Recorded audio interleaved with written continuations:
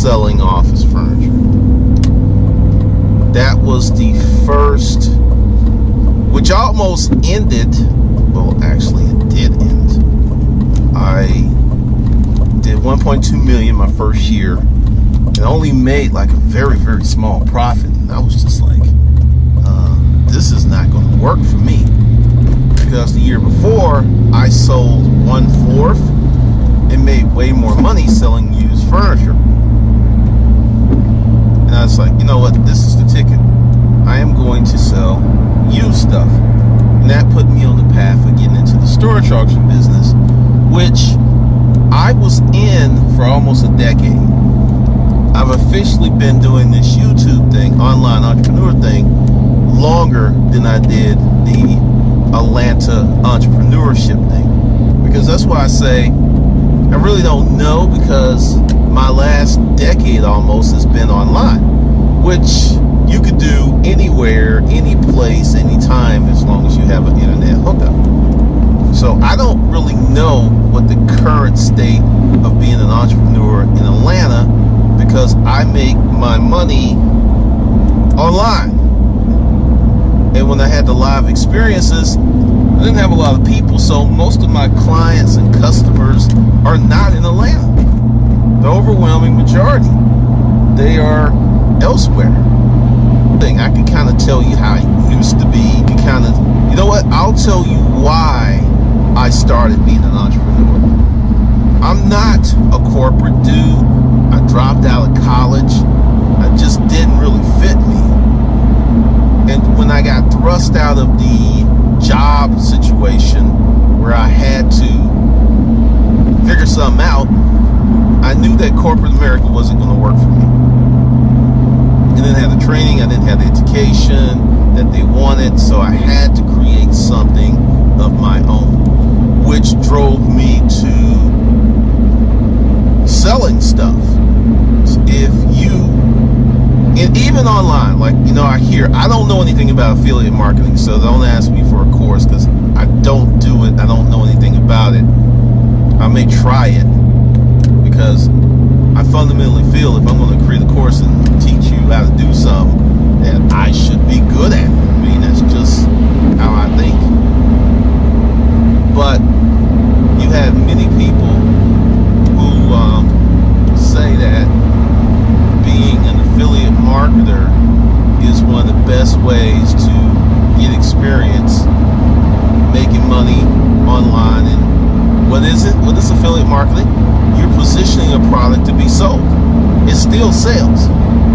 Long way to go around that, but I would say if you move to Atlanta and you want to make some money, this city is very much about service businesses. It's very much about sales. It's very much about tech. But if you're like doing like regular labor, you could be in some problems. You could have some problems and some consequences. You could have a situation, because a lot of the labor jobs are hit or miss. They're not very reliable. They don't pay much, and they're here today, gone tomorrow. Odd situation, so to speak. But if you want to be an online person, now consequently, Atlanta's really good for that, because there's city, there's scenery, there's clubs. If you're in the music, this could be your place. But the thing is, you're going to have a lot of talent. That's just it. Or you're going to have to be in music at a level where maybe you're into distribution or something like that. Just coming here like, hey, I got bars. Everyone here has bars. Everyone is doing some stuff. Everyone is trying to shake some stuff up. Everyone's trying to be a star. Everyone's trying to be a rapper. Everyone's trying to get on TV. Walking Dead, Marvel movies. You have all of that going on. And it's hit or miss. So if I was just moving to Atlanta, what would I do? I would get a sales job. I would find some type of commission sales job. and I would become very good at it, because that is a way that you can make a lot of money with very little education, very little experience. And I mean, there are these so-called loser sales jobs where they don't offer you a lot of support. If they have a good commission structure, if they pay on performance, I would crank it. I would not do life insurance. Life insurance is going to take you some time to amp that up. I would not do real estate, because it's going to take you some time to amp that up. And you're going to have to spend money. You got to spend money for cars. You got to spend money for listings. So I would not mess with that. And that's would be the ticket. Now, the best ideal is to be an entrepreneur somewhere else with something up and running, and then move to Atlanta. That would be your best bet, because you will come here with money, you will come here with cash flow, and then you'll begin to see how easy it is to exploit Atlanta. That would be the real ticket. Finding jobs here, I have a few friends, and they always complain about finding jobs, because I have two groups of friends. The group of friends who are very corporate, and they are set. As long as they do what they need to do, they're going to get their 20, 25, 30 years. They're going to get their corporate pension, retirement. They're good. And then I have another group of friends who got thrown off the corporate plantation, and it's been a struggle ever since. And incidentally, one has a degree who's been thrown off the plantation. One doesn't have a degree. Then the two who are really doing well corporately, one has a degree, one doesn't. It's funny. So I don't think it's so much your education. I think it's your positioning, where you can get in and where you can shine. That's very, very key, because you move here and you don't have any credentials, you don't have any skills. It's going to be hard. It's going to be very, very hard. It's going to be demonstrably, it's going to be ugly. It sure is, because one of the things is that someone put in the comments that people move here and think that the opportunity is literally for everyone. The opportunity is not for everyone. The opportunity is for those who know how to hustle. And I mean, hustle, result-driven hustle. Let's say it that way. Your hustle gets results. You out here hustling with no results, there is no place for you.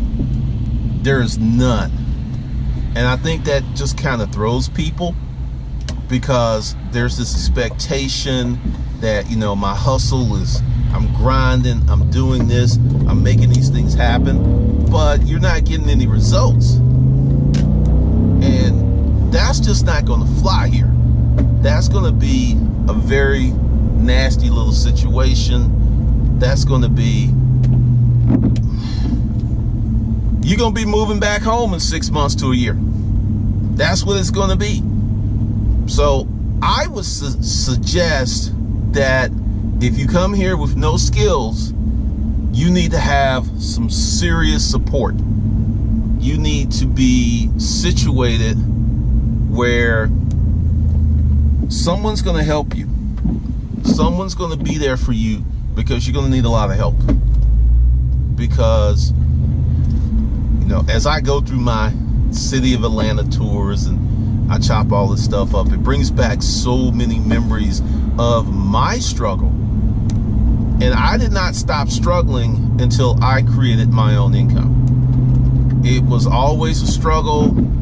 I look at being an entrepreneur, I look at it and I'm thankful, but I'd rather struggle as an entrepreneur than to struggle as an employee.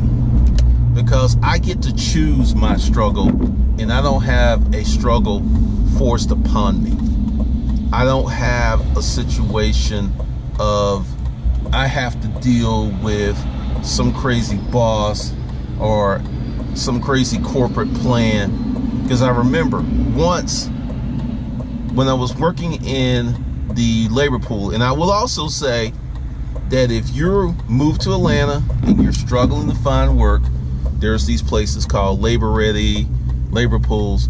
You get up crazy early in the morning, right?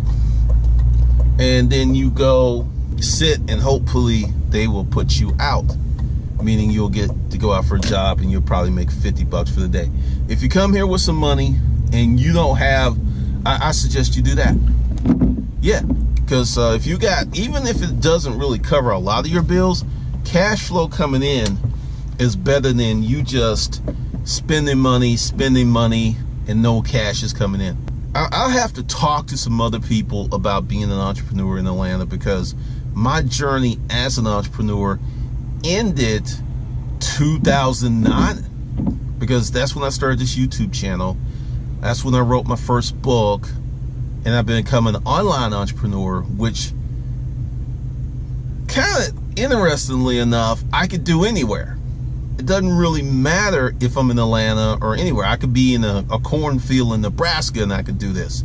I think the backdrop is helpful. The resources are helpful, but that's something I got to think about. I got to probably interview some people. Could happen sooner than later. There's one dude I probably want to talk to. I think I'll do that. So this is some new stuff. Like, this is the week of putting out videos and coming up with ideas and just going hard. So what I'll do is I'll find some Atlanta entrepreneurs and I will talk to them and I'll bring them on here, because as a consequence of being an online entrepreneur, I really don't have a factual basis of what it's like to be an entrepreneur in Atlanta right now, because my traditional mode of getting money doesn't require me to be in Atlanta, if that makes any sense. So this is what we're going to do. I'm going to try to reach out to someone today. Like I said, this is a very different week. I'm actually got to meet someone in a minute. So I'm going to try to find, let's say 5 or 6. I don't know. Call the series. Who can I find? I think I know one person. I don't know if she'll do it. This is about to be interesting. It's about to be very, very interesting, because finding online entrepreneurs is super easy because there's so many of them, and they don't really even have to be successful. They can just say, hey, I'm an online entrepreneur. They can have a YouTube channel, they can have a blog, they have a podcast, and you really don't know what their money's like, which isn't bad, because you can appear to be bigger than you really are, and that can make you money. That can take you to the next level. So if you want to be an entrepreneur in Atlanta, just stay tuned. Be sure to subscribe. I will get some more stuff, because if you've noticed, I've got a playlist of moving to Atlanta, and I'll create another playlist, Atlanta Entrepreneurs. That sounds kind of shaggy. It sounds kind of good.